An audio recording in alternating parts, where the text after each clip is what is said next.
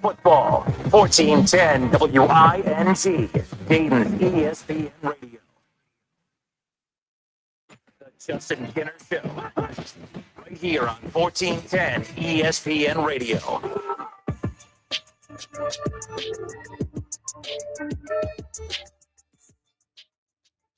And just like that, it is a Friday. We welcome you in live here on a Friday, here, beautiful fall Friday. On top of that, we have a ton to get into. It's week 10 of the high school football season. That's right. And our Gridiron week 10 game of the week features the Centerville Elks at the Wayne Warriors. And of course, we'll have that coming up for you later on here tonight, 7 o'clock, the kickoff, 6:40 pregame coverage begins right here on 1410 Wing AM. But we have a lot of time between now and then. First of all, week 10. Week 10, how the hell is it week 10? Why am I cussing talking about high school football? How the heck is it week 10 there? How the heck is it week 10 of the high school football season? But nonetheless, Adam Campbell will be responsible for the call coming up here later on tonight. Josh Copeland will be on the call with him as well. So looking forward to having another week of high school football here as the playoffs are coming up around the corner. The OHSA, man, like they have their hands full right now dealing with the lawsuit that stems from a student athlete here in the Miami Valley, of course, regarding name, image, and likeness. And you know, there's going to be a lot of eyes and ears on that particular situation. They're also dealing with another issue with one of the top high school programs here in the state. And again, we'll be keeping an eye on that and having you updated as far as that goes once we know more. So there you go. But all right, Solomon Wilcots, former Cincinnati Bengal, he's going to hop on with us coming up here in just a little bit. Excited to chat with him. Ron Howard. Ron, I hope you're well. Ron, he weighs in on the show. He's on the Justin Kinner Show Facebook page. He says Tip is going for 10-0. That's right. Tip City, of course, they've been Tippecanoe. They've been rolling. This not just this season, but they've been pretty dang good for quite some time or whatever. And I'm pretty excited about that matchup coming up here later on tonight. That's one of many good games out of the Miami Valley League. So we'll keep you updated on those too, especially when we come in on Monday with all the updated scores from around the Miami Valley when it comes to that. But yeah, Tip at West Carrollton tonight to wrap up the regular season. Stebbins at Xenia, Greenville at Troy, Piqua at Sydney, and Fairborn will be at Butler to wrap up the regular season out of the Miami Valley League as far as that's concerned. So, Solomon Wilcots, former Bengal, he's going to join us here shortly. I really enjoyed that Thursday night matchup between the Bengals and the Steelers. And I guess the big question I have as a hater, as you guys call me, is probably a question that you guys want answered as well deep down, even as the biggest Bengals fans out there. How much of what we saw in that Thursday night matchup is sustainable for the Bengals? How much of what we saw from them is something that they can maintain and do moving forward? And I guess if you want to use a coach's cliche, it doesn't matter about how much further you want to talk about. The only thing that matters is the next opponent up. And the next opponent up, obviously, for the Cincinnati Bengals is the New York Jets, Jets. And as we sit here right now, the Cincinnati Bengals get that big win at home. Remember, as far as the Bengals go, 3 of their first 4 games to kick off the season were all on the road. I mean, it could not have been any more of a horrendous start when you consider the fact that, yes, you did get a week 1 win over the Browns, but you looked horrible doing so. Looked bad to start against Jacksonville, and then you end up getting the win, yes, but you end up losing your quarterback for what I still believe is the rest of the season. I'll believe it when I see it, when Joe Burrow actually comes back. I just don't think we see Joe Burrow the rest of the season. I really don't. And I don't care how long Joe Flacco keeps this team afloat. I don't think we see Joe Burrow the rest of the way. Could be wrong. I've been wrong before, and I'm going to be wrong many, many times moving forward. But the only thing that matters is the next team up, and that's the Jets. And you know, Cincinnati 3 the first 4 weeks on the road. They get Pittsburgh at home finally. Now you get the Jets at home. And according to our friends at ESPN Bet, the Cincinnati Bengals are 6.5 points favorites. They're 3-4 on the season. They're trying with the win this weekend. They would obviously get their record back to 500, which is key. The Jets are an 0-7 team. They're not good. They're not a good team. I mean, they've had a lot of close losses, yes, but I mean, they're a dysfunctional franchise right now, and they are vulnerable. And I don't see how there's a situation where, with the way the Bengals looked against the Steelers, that the Jets can go into Paycor and take care of business coming up on Sunday. Take a look for those watching on the Justin Kinner Show Facebook page. Take a look right there. That's the playoff picture as we currently sit here right now. 8 weeks in. Week 8 of the NFL season officially kicked off last night, so technically we're 7 weeks and some change into this thing. The Indianapolis Colts sitting right there at the very top at 6-1. The Patriots and the Broncos 5-2 in that 2-3 spot. Pittsburgh's at 4-2 as the division leader, and the Bengals are looking to, find a way to take over that spot and be in the 4th spot as the AFC North leader. And they have a chance to get their record back up to 4 wins this weekend with the win over the Jets, of course. Buffalo's 4-2.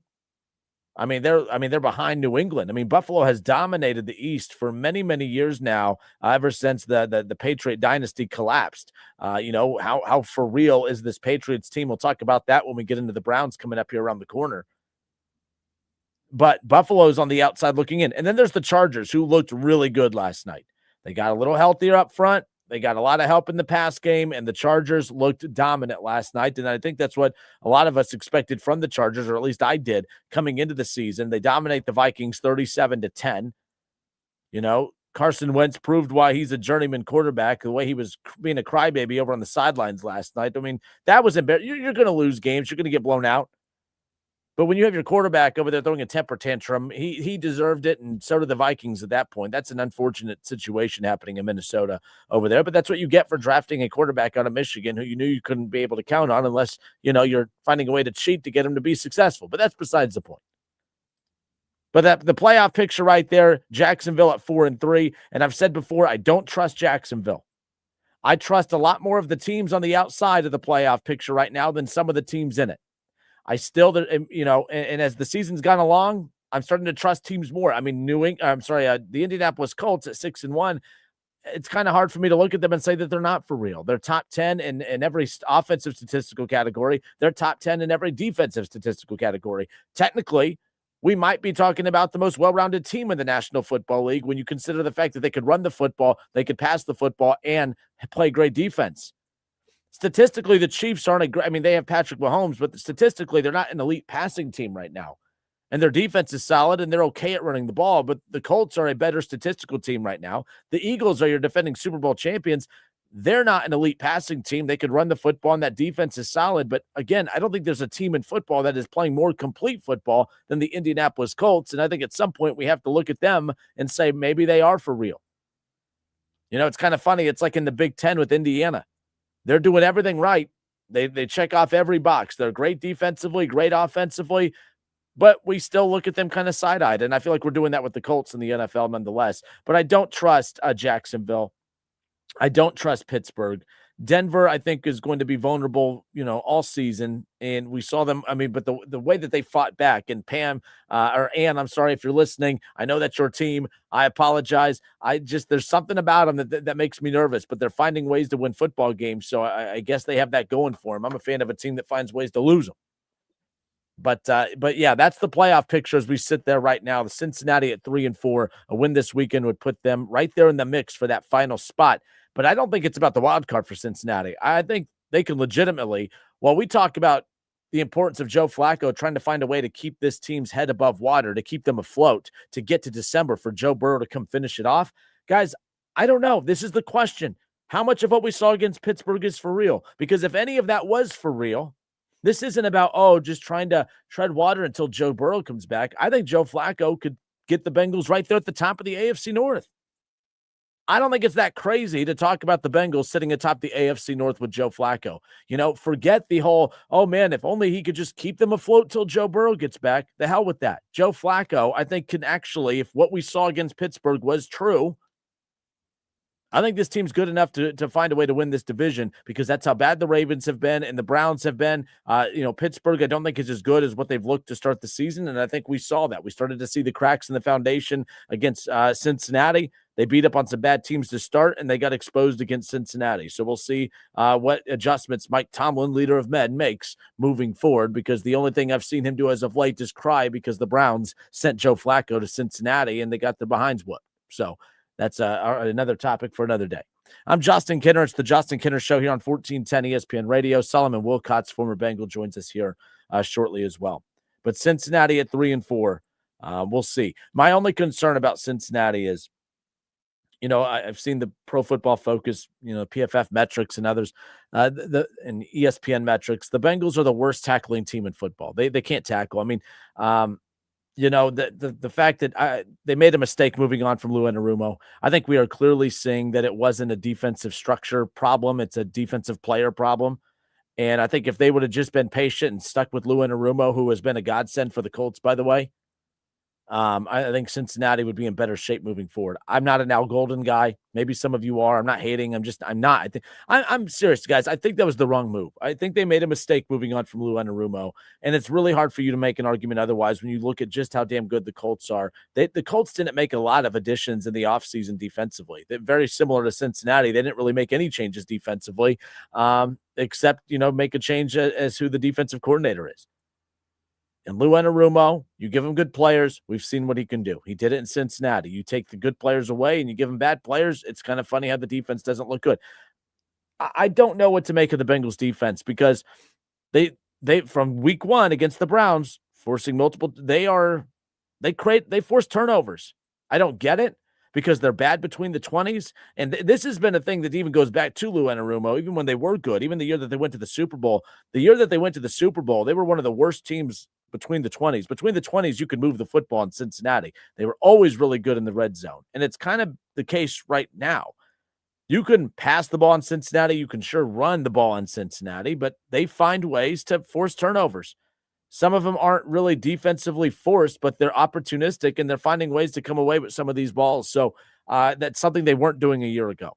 Is that a now golden thing? I don't think so, but, it's kind of hard to argue with the results. We'll see if being a defense that can't tackle but makes up for it in forcing turnovers, if that's something they can continue doing the rest of the way, then they might be okay.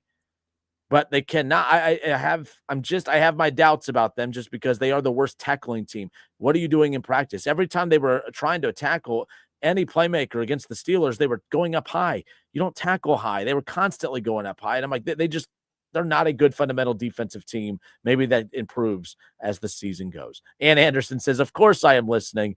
The Broncos have their fate in their own hands. They have no quit. They have a no quit attitude that is contagious. Go Broncos. And to be fair, and I did say they are finding ways to win, which is something that I wish my team could do. Although they did come off a win against a bad Dolphins team last week. We'll see.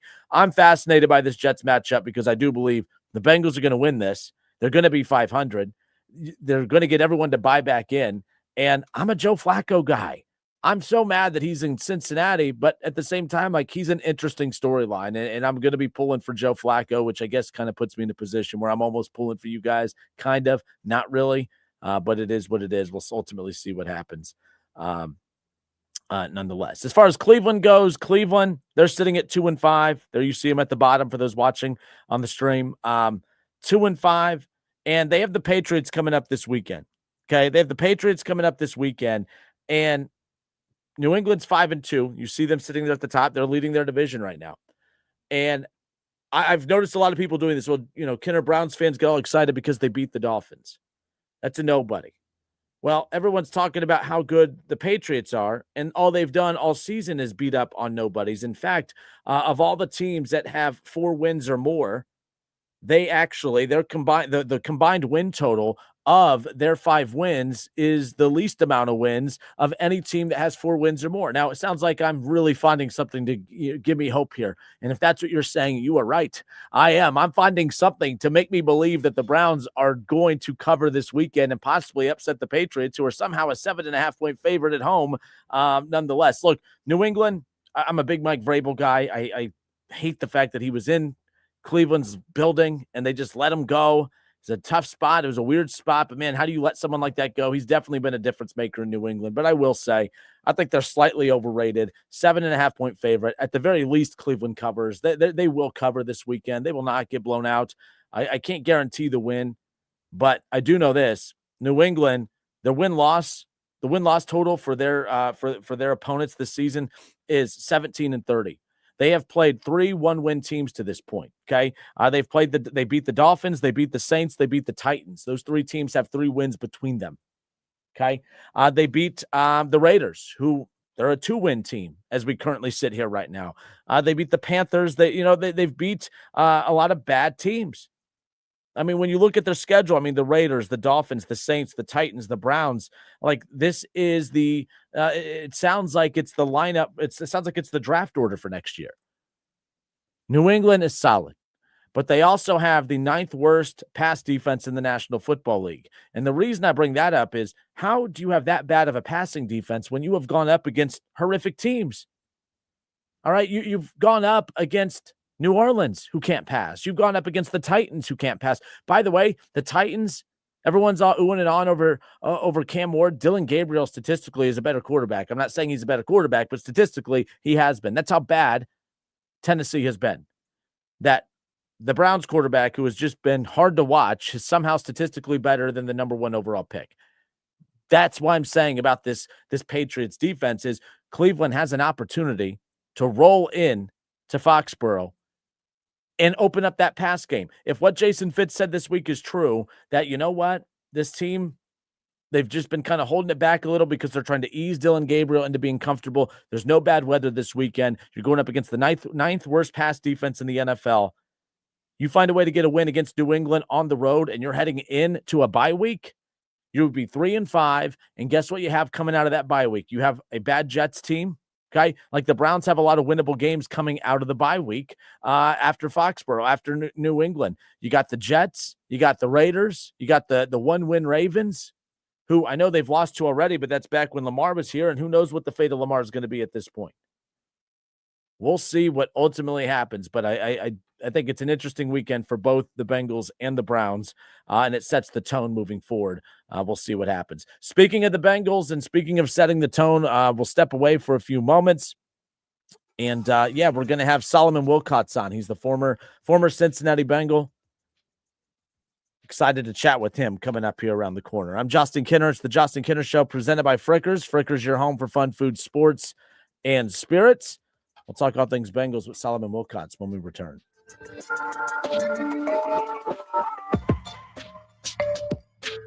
The Justin Kinner Show, right here on 1410 ESPN Radio.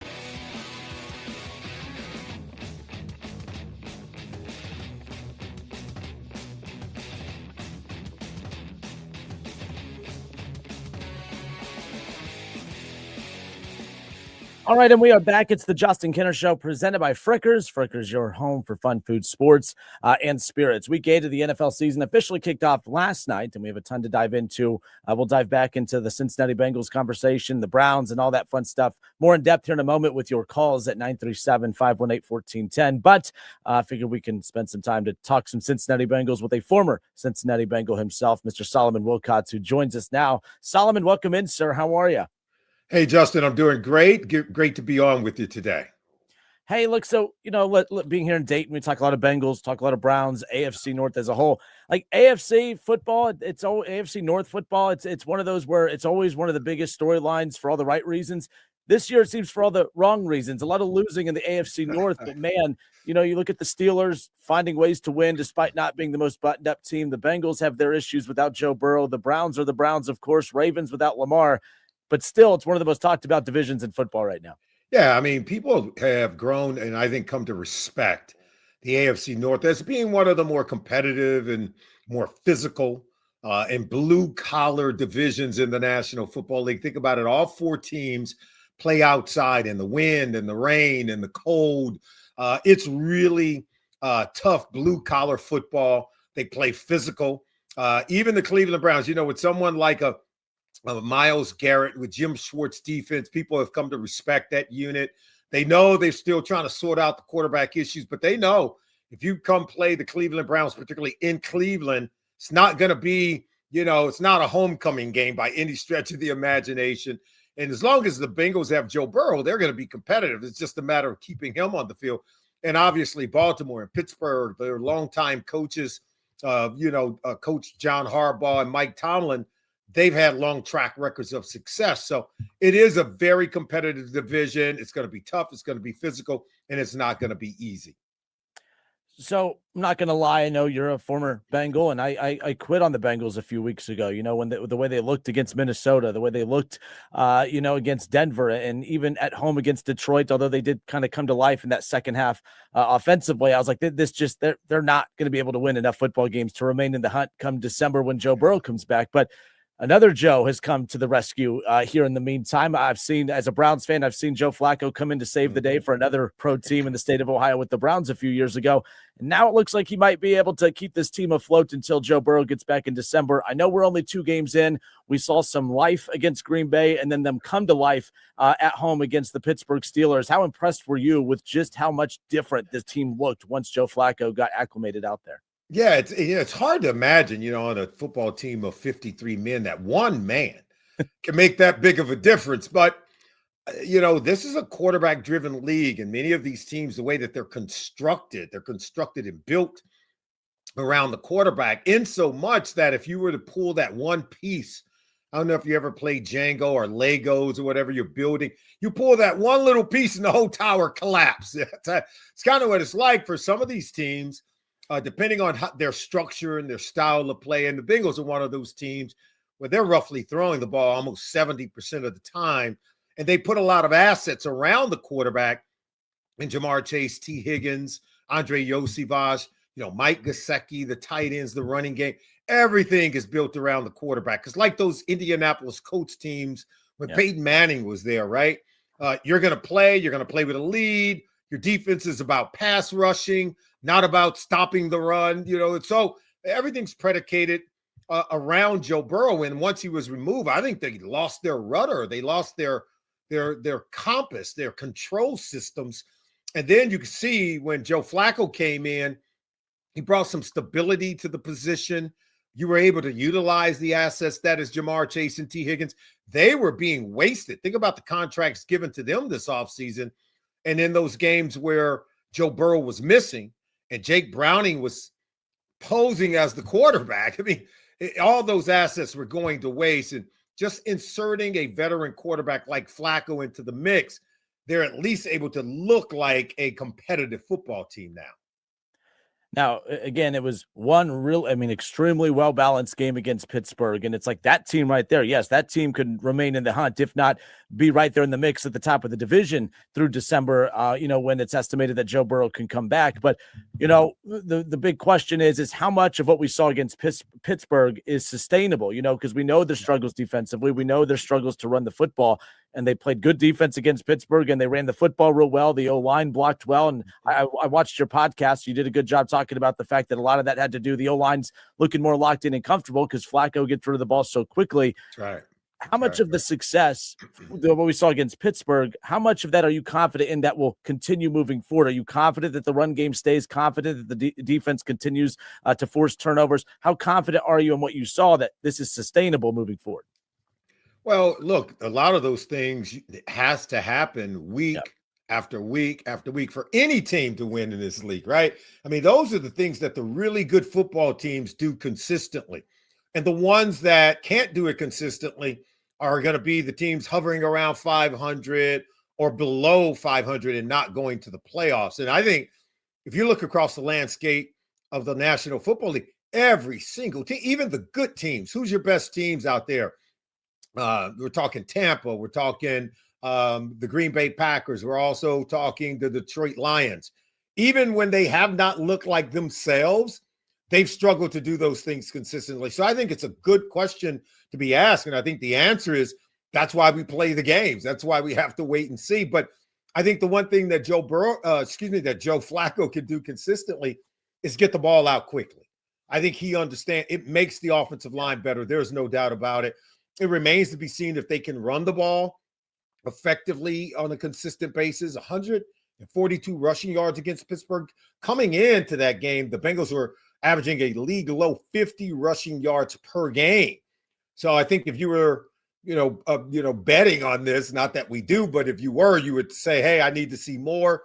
I'm not believing that it's sustainable, but let's see if they can. I do believe Joe Flacco played a huge role in every level of the offense being able to improve, and we saw that in the Thursday night game against Pittsburgh.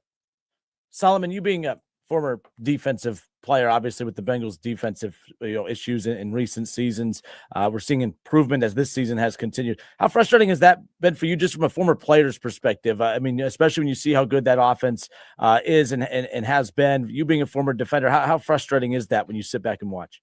Well, it has been frustrating because they have a lot of highly drafted players in the secondary, on the defensive line, at linebacker. I mean, they've got some guys that they've spent first, second, third round picks on that were really good collegiate players. And it's kind of like Kansas City. When you put a lot of money into the quarterback and some of the assets around him on offense, you're going to have to continue to draft and play players who are really young on their rookie contracts on defense and build around maybe one or two good veteran defensive linemen like they have in Trey Hendrickson. All the other guys are going to be young.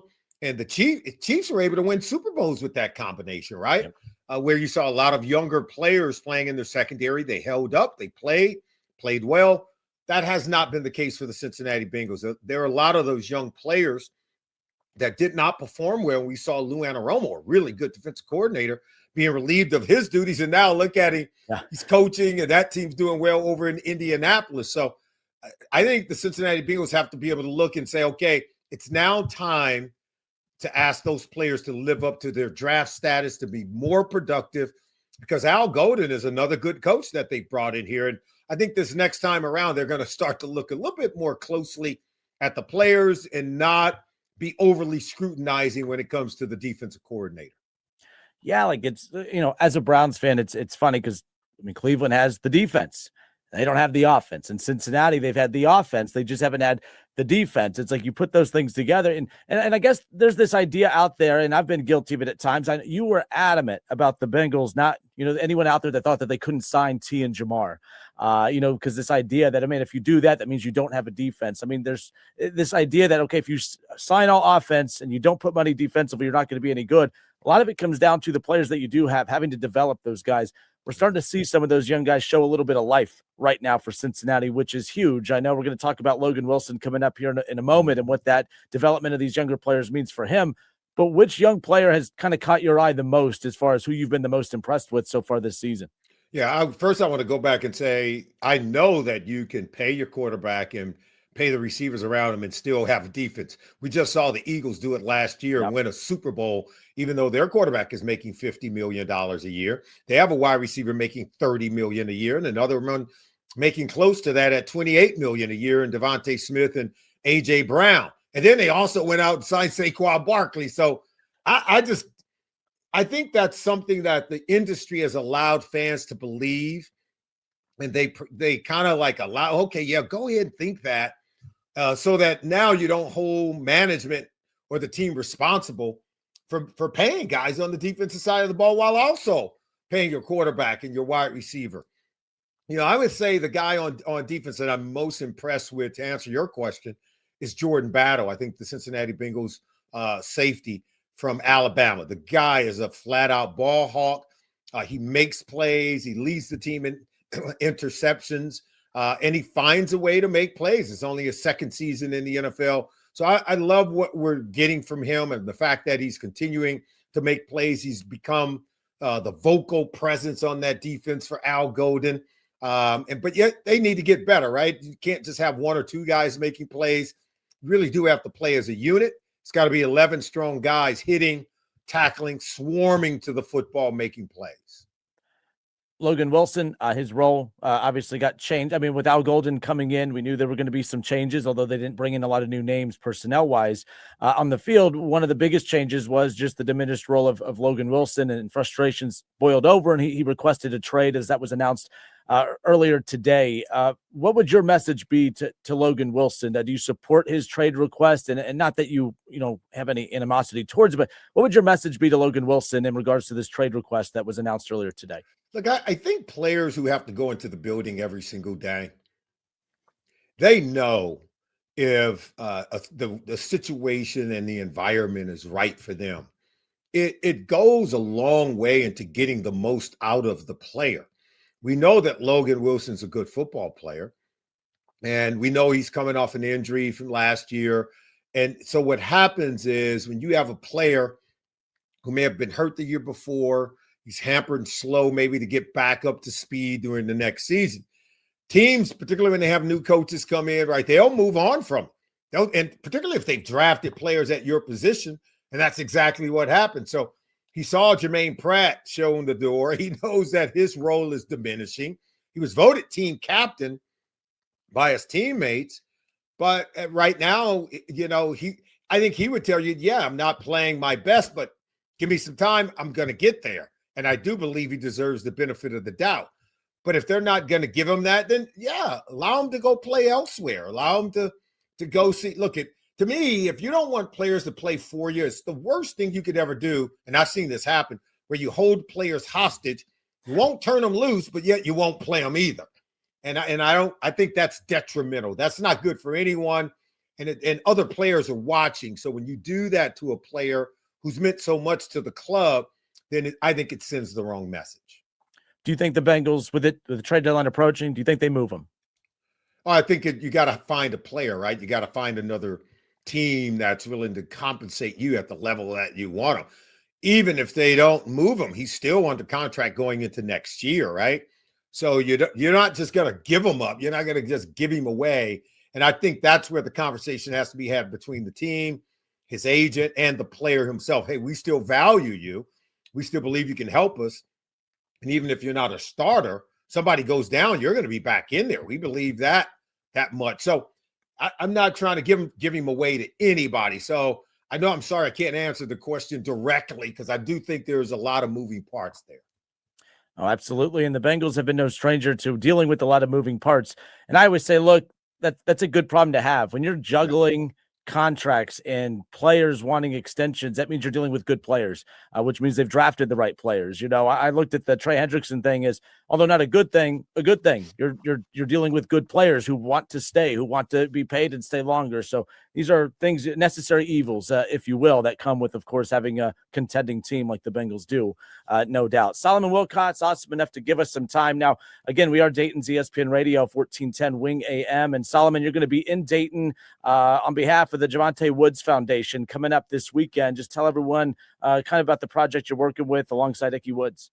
Yeah, look, I'm joining Cincinnati Bengals legend Ickey Woods and to really educate and make people aware about asthma and how detrimental it can be and how deadly it could be. Unfortunately, Ickey lost his wonderful, lovely son, Javonte Woods, to acute asthma attack many years ago. He was a phenomenal student athlete at Princeton High School. This is a kid that was on his way to getting and earning a college scholarship. He was a phenomenal student. He was a phenomenal young man.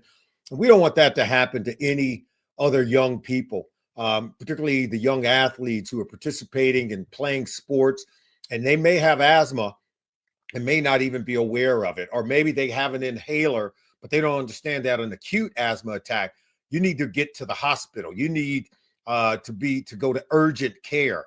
And that's what happened to Javonte Woods, unfortunately, when he didn't make it to the hospital and unfortunately lost his life. The numbers and all the data show that the Dayton area, going back to 2021, it was the 8th worst city in the United States to live in and have asthma, simply because you could see how many cases, emergency room visits by people every single year. That number has come down now to about 14th, but still there's a lot of people going to the hospital with asthma, with acute asthma attacks in the Cincinnati-Dayton area. So we're going to be at North Park in Springsboro on Saturday, 10 a.m. to 3 p.m. Eastern time. And it's going to be a program where we're having asthma awareness and education. You can bring your kid out. They can be tested for asthma. And we're going to make sure that you have all the information you need, every single thing that you need to better take care of your young people, your sons, your daughters. So bring them on out. We're going to be playing games. We're going to be signing footballs. We're going to be signing autographs and having a good time. So come on out and join us. Also, we'll be right across from from Paycor Stadium down on the river. The day of the game, Cincinnati Bengals are going to be playing the New York Football Jets. So we'll be there about 10 a.m. to 1 p.m. right up until kickoff. And again, we're going to be testing and providing asthma awareness and education for all the people who bring their kids out. We'll also be signing autographs there as well. All right. Well, excellent stuff. Appreciate the work that you're doing along with Ickey Woods, the Javonte Woods Foundation. And for those watching right now, we're going to share the link in the comment section so you guys can click on that and find more information as well. Solomon, thank you so much, sir. I appreciate you coming on to talk AFC North, Bengals football, and all that. And, of course, share your involvement with the Javonte Woods Foundation and the event coming to Dayton this weekend. So for more information, click on the link in the comment section. That's where you could find that. But, Solomon, thank you so much, sir. We beyond appreciate your time. Thank you, Justin. Thank you for having me.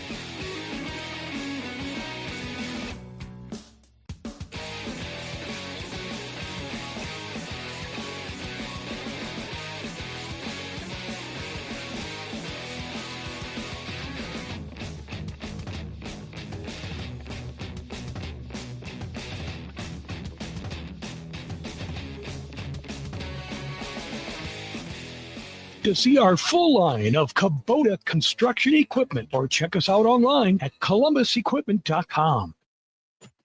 The Kinner Show. Right here on 1410 ESPN Radio.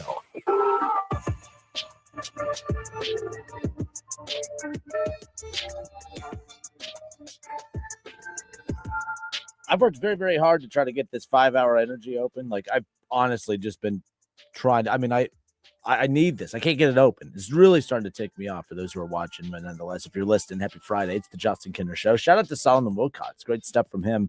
As always, he's going to be in town this weekend with Icky. We're going to have Icky on the show next week, of course. So looking forward to that. Jim Tressel is going to be popping on with us here, I believe, next week. Got to take a look at the email, but nonetheless excited again for some of the guests that we have coming up. We're joined each week by Paul Keels and, of course, Paul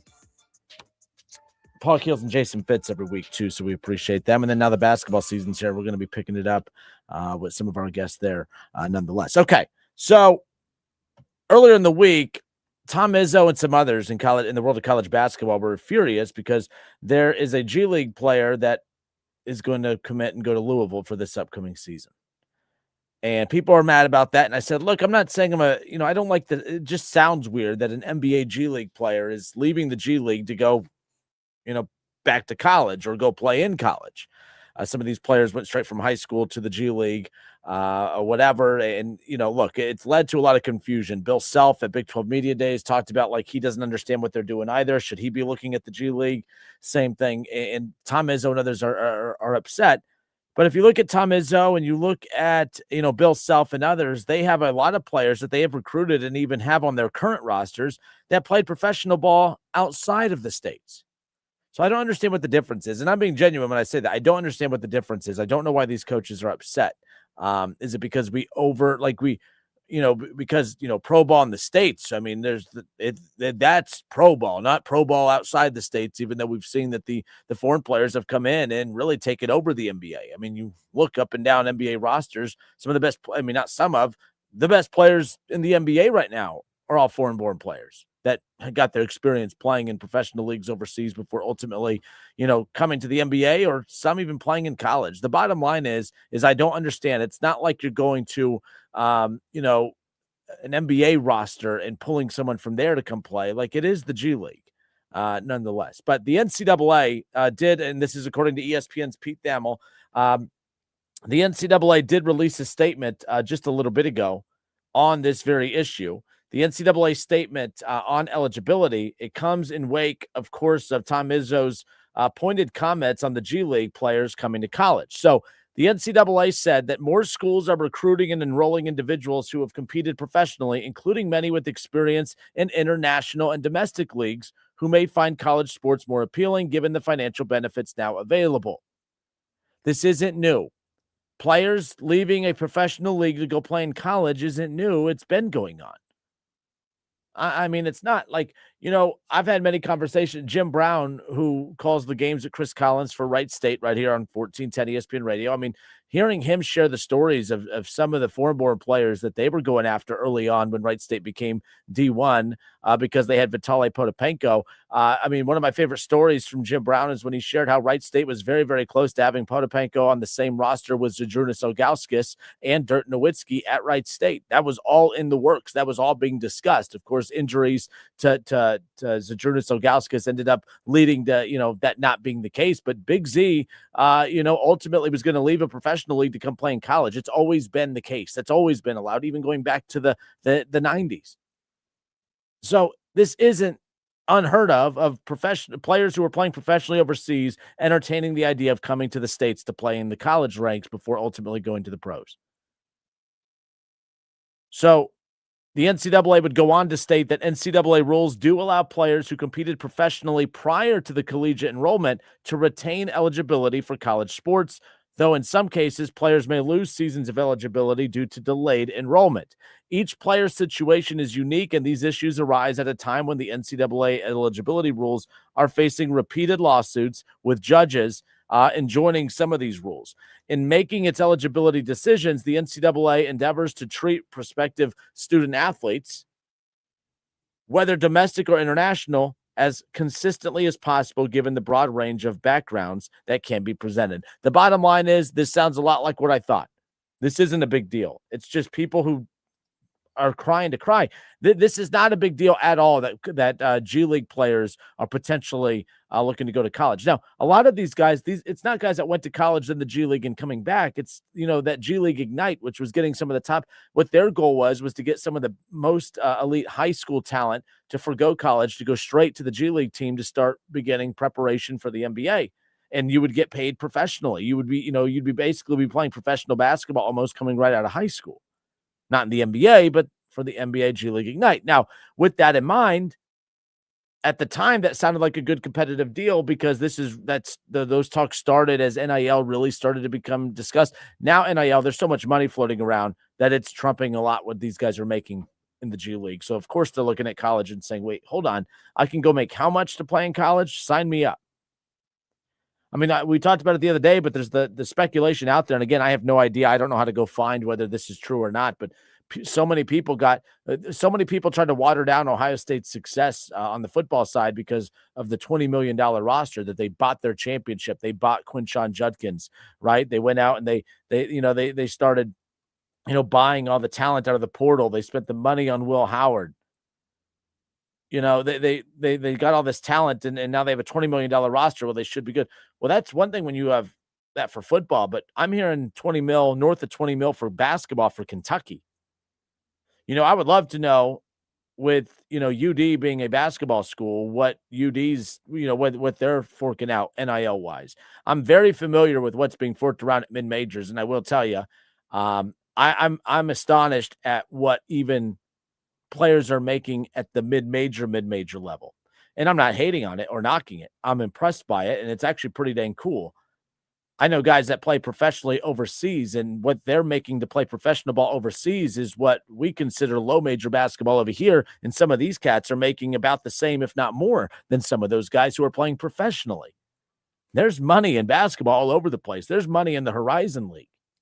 I'm telling you right now, some of these kids are getting paid a solid chunk. And in their eyes, it's actually not a solid chunk compared to what they could be making at bigger schools. I would really love to know what UD players are making over there. I know what players are making when they transfer to Ohio State in that ballpark range. So, yeah, I find all this fascinating. I just Tom Izzo and Bill Self. I get tired of the coaches that run the pro. And by the way, I'm a big Tom Izzo fan. I don't really have a problem with Tom Izzo, but come on, let's not act like, what these other schools, you're not only mad because Louisville beat you to the punch.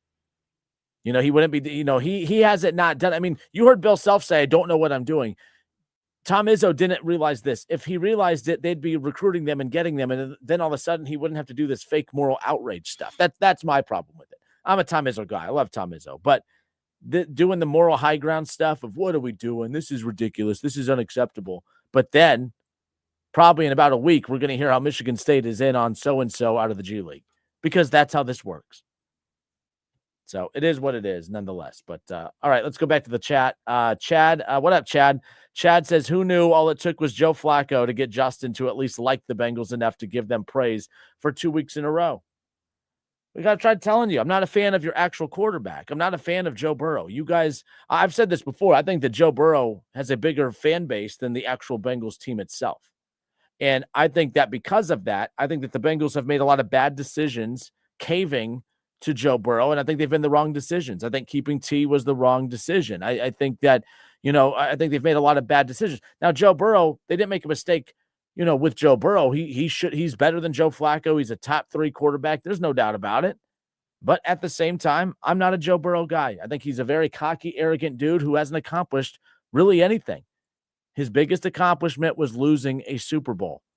All right, you got Josh Allen with an MVP, Lamar Jackson with multiple MVPs, Patrick Mahomes with multiple MVPs, Justin Herbert. These other cats are knocking on the door of winning their first one as well.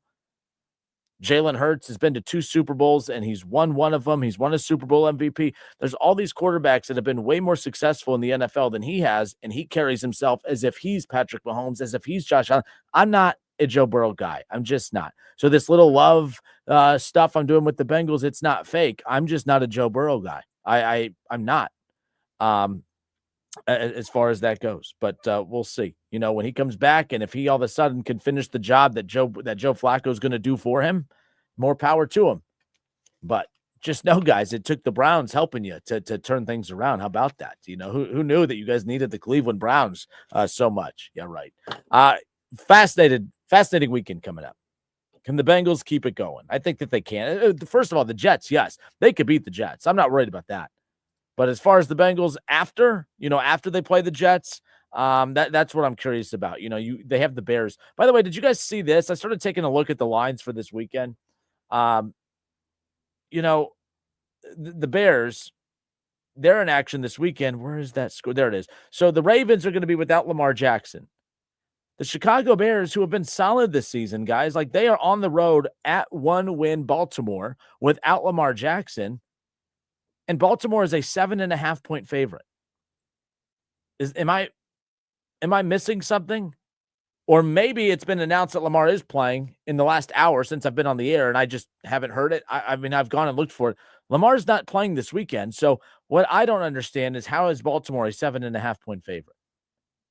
That's what's crazy. Now, the reason my ADD caught that is because the Cincinnati Bengals, after the Jets this weekend, they have the Bears coming up. So if the Ravens, with no Lamar Jackson, and have only won one game and have been atrocious, are a 7.5-point favorite, Cincinnati, assuming that they look like they did, against Pittsburgh, against New York, I'm curious what that line will be when that time comes. But the Jets, the Bears, and then the Steelers, once again, is what the Bengals have coming up over the next couple of weeks. They will not have their bye week for a little bit as well. That doesn't come till later in the season. So we'll be keeping an eye on how the Bengals fare as far as that continues moving forward. So, all right, Justin Kinner with you here. Hour number 1 in the books. Hour number 2 coming up next. We'll talk more about the Browns and what they need to do to find a way to get a win with Dillon Gabriel this weekend, because you win the game, you're back in the playoff conversation, and people might start to take you a little serious. If you lose the game, the Browns still might win, because it might force them to make a quarterback change coming out of the bye week. So we'll talk all about that in hour number 2. We'll talk college football with Paul Keels. And if you missed our conversation with Solomon Wilcots, we'll re-air that for you coming up around the corner as well. Busy hour number 2 on a Friday.